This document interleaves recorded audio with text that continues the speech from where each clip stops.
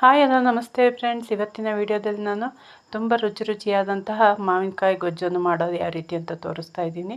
ಇದು ತುಂಬ ಚೆನ್ನಾಗಿರುತ್ತೆ. ರಸಮ್ ಥರನೂ ಕುಡಿಬೋದು, ಹಾಗೆ ಅನ್ನಕ್ಕೂ ಕೂಡ ತುಂಬ ಚೆನ್ನಾಗಿರುತ್ತೆ. ಬನ್ನಿ ಹಾಗಾದರೆ ವಿಡಿಯೋನ ಚೆಕ್ ಮಾಡೋಣ. ನೋಡಿ, ಮೊದಲಿಗೆ ನಾನು ಈ ರೀತಿ ಮಾವಿನಕಾಯಿನ ಸಿಪ್ಪೆ ತೆಗೆದಿಟ್ಕೊಂಡಿದ್ದೀನಿ.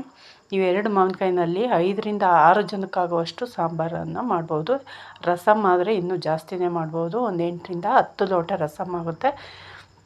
ನೋಡಿ, ಈ ರೀತಿ ಸಿಪ್ಪೆ ತೆಗೆದು ಅದಕ್ಕೆ ಒಂದು 5ರಿಂದ 6 ಹಸಿಮೆಣಸಿನ್ಕಾಯಿ ಹಾಕ್ಕೊಂಡು ನೀರು ಹಾಕಿ ಒಂದು 2 ಲೋಟ ನೀರು ಹಾಕಿ ಬೇಯಕ್ಕೆ ಇಟ್ಕೊಳ್ಳೋಣ.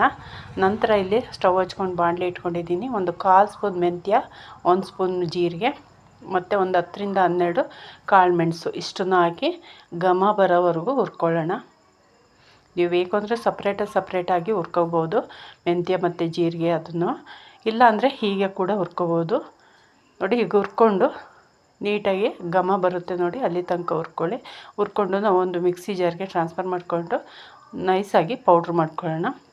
ಈ ರೀತಿ ಪೌಡ್ರ್ ಮಾಡ್ಕೊಂಡಾದಮೇಲೆ ನಾವು ಅದನ್ನು ಪಕ್ಕಕ್ಕಿಟ್ಟು, ಏನು ಬೆಂದಿದೆಯಲ್ಲ ಮಾವಿನಕಾಯಿ ನೋಡಿ, ಆರಾಮಾಗಿ ಬೇಯುತ್ತೆ, ಬೇಗನೆ ಬೇಯುತ್ತೆ. ಬೆಂದಿರೋ ಮಾವಿನಕಾಯಿನ ಸಪ್ರೇಟಾಗಿ ಒಂದು ಪಾತ್ರೆಗೆ ಹಾಕ್ಕೊಂಡು ನಾವು ಅದ್ರ ಜೊತೆ ಹಸಿಮೆಣ್ಸಿನ್ಕಾಯಿ ಹಾಕ್ಕೊಂಡಿದ್ವಲ್ಲ ಅದನ್ನು ಕೂಡ ಎತ್ಕೊಳ್ಳೋಣ.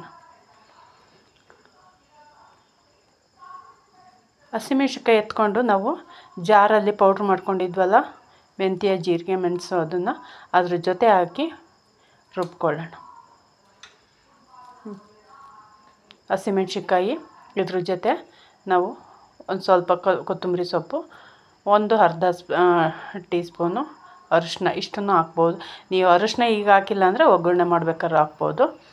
ರುಬ್ಕೊಂಡಾದಮೇಲೆ ಅದನ್ನು ಪಕ್ಕಕ್ಕಿಟ್ಟು ನಾವು ಕೈ ಕ್ಲೀನಾಗಿ ಹ್ಯಾಂಡ್ ವಾಶ್ ಮಾಡಿಕೊಂಡು ಮಾವಿನಕಾಯಿನ ಈ ರೀತಿ ಸ್ಮ್ಯಾಶ್ ಮಾಡ್ಕೊಳ್ಳೋಣ. ಸ್ಮ್ಯಾಶರಿಂದ ಮಾಡ್ಕೊಳಕ್ಕೆ ಬರೋಲ್ಲ, ಯಾಕಂದರೆ ಇದರಲ್ಲಿ ವಾಟೆ ಇರುತ್ತಲ್ಲ, ಸೊ ಹಂಗಾಗಿ ಕೈಯಿಂದಲೇ ಕ್ಲೀನಾಗಿ ತೊಳ್ಕೊಂಡು ಈ ರೀತಿ ಕೈಯಿಂದಲೇ ಮಾಡ್ಕೋಬೋದು. ಮಾಡಿಕೊಂಡು ವಾಟೆ ಸಪ್ರೇಟ್ ಮಾಡಿ,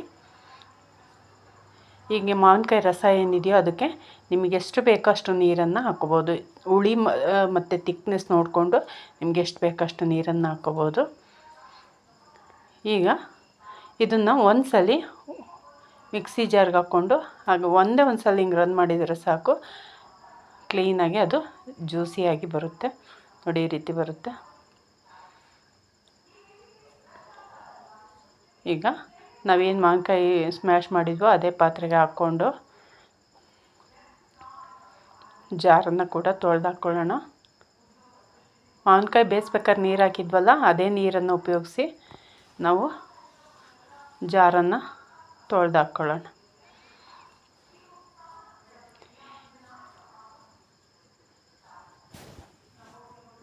ಎಷ್ಟು ತಿಕ್ನೆಸ್ ಬೇಕೋ ಅಷ್ಟು ನೋಡಿಕೊಂಡು ನೀವು ನೀರು ಸೇರಿಸ್ಕೋಬೋದು.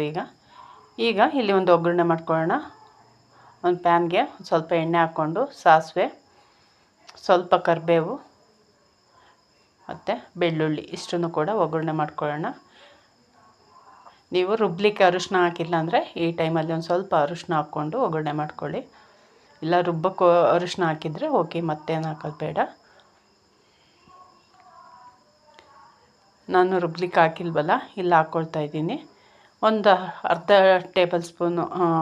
ಟೀ ಸ್ಪೂನು ಅರಿಶಿನ ಹಾಕ್ಕೊಳ್ಳಿ. ಈಗ ಆ ಒಗ್ಗರಣೆನ ನಾವು ಮಾವಿನಕಾಯಿ ರಸಕ್ಕೆ ಸೇರಿಸ್ಕೊಳ್ಳೋಣ. ಕ್ಲೀನಾಗಿ ಕೈ ಆಡಿಸ್ಕೊಳ್ಳೋಣ. ಒಂದ್ಸಲಿ ಕೈ ಆಡಿಸ್ಕೊಂಡು ಮಿಕ್ಸಿ ಜಾರಲ್ಲಿ ರುಬ್ಬಿರೋದಿದೆಯಲ್ಲ ಹಸಿಮೆಣ್ಸಿನ್ಕಾಯಿ ಮತ್ತು ಮಸಾಲೆ, ಅದನ್ನು ಕೂಡ ಸೇರಿಸ್ಕೊಳ್ಳೋಣ. ಸೇರಿಸ್ಕೊಂಡು ರುಚಿಗೆ ತಕ್ಕಷ್ಟು ಉಪ್ಪು ಹಾಕ್ಕೊಳ್ಳೋಣ. ನೀವಿಲ್ಲಿ ಉಪ್ಪನ್ನು ಸೇರಿಸ್ಬೇಕಾದ್ರೆ ಗಮನ ಇರಲಿ, ಆ ಹುಳಿ ಅಂಶ ಎಷ್ಟಿದೆಯೋ ಅದಕ್ಕೆ ತಕ್ಕಂತೆ ಬ್ಯಾಲೆನ್ಸ್ ಆಗೋ ರೀತಿ ಉಪ್ಪನ್ನು ಸೇರಿಸ್ಕೊಳ್ಳಿ. ಇಲ್ಲಾಂದರೆ ಹುಳಿ ಆಗುತ್ತೆ. ಅದು ರಸಮ್ಮ ಸೊ ಹಂಗಾಗಿ ಹುಳಿಗೆ ತಕ್ಕಂತೆ ಉಪ್ಪನ್ನು ಹಾಕ್ಕೊಳ್ಳಿ. ಮತ್ತು ಅದಕ್ಕೆ ಸರಿಯಾಗಿ ಸ್ವಲ್ಪ ಬೆಲ್ಲನೂ ಕೂಡ ಸೇರಿಸ್ಕೋಬೇಕು. ಈಗ ಸಣ್ಣದಾಗಿ ಕಟ್ ಮಾಡಿಟ್ಕೊಂಡಿರೋಂತಹ ಒಂದು ಸ್ವಲ್ಪ ಈರುಳ್ಳಿ ಇಷ್ಟನ್ನು ಸೇರಿಸಿದರೆ ರುಚಿಯಾದಂತಹ ಮಾವಿನಕಾಯಿ ತಿಳಿಸಾರು ರೆಡಿಯಾಗಿದೆ. ಇದನ್ನು ರಸಮ್ ಥರ ನೀವು ಕುಡಿಬೇಕು ಅಂದರೆ ಸ್ವಲ್ಪ ನೀರಾಗಿ ಮಾಡ್ಕೋಬೇಕು. ಇಷ್ಟ ಆಯ್ತಲ್ವಾ? ಒಂದು ಲೈಕ್ ಕೊಡೋದನ್ನು ಮರಿಬೇಡಿ. ಪ್ಲೀಸ್ ಸಬ್ಸ್ಕ್ರೈಬ್ ಮಾಡ್ಕೊಳ್ಳಿ, ಸಪೋರ್ಟ್ ಮಾಡಿ. Thank you for watching. Bye.